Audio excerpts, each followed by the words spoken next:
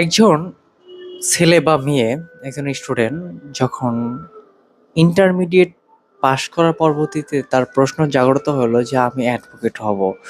তখন তার কি করণীয় এবং কতদূর পড়াশোনা করলে সে অ্যাডভোকেট হইতে পারবে?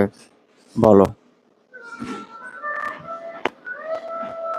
ইন্টারমিডিয়েট পাশ করার পর অ্যাডভোকেট হতে চাইলে প্রথমে যে কোনো বিশ্ববিদ্যালয় থেকে আইন বিষয়ে স্নাতক ডিগ্রি অর্জন করতে হবে, অর্থাৎ এলএলবি করতে হবে।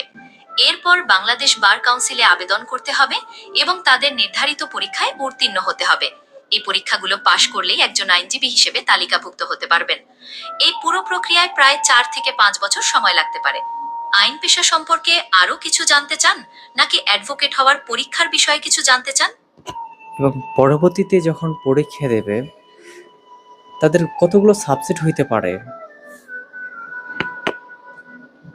বাংলাদেশ বার কাউন্সিলের আইনজীবী তালিকাভুক্তি পরীক্ষায় সাধারণত 7টি বিষয়ের উপর পরীক্ষা নেওয়া হয়।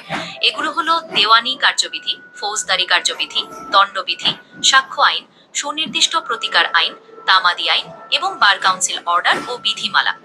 প্রতিটি বিষয়ে আলাদাভাবে পাশ করতে হয়। আপনার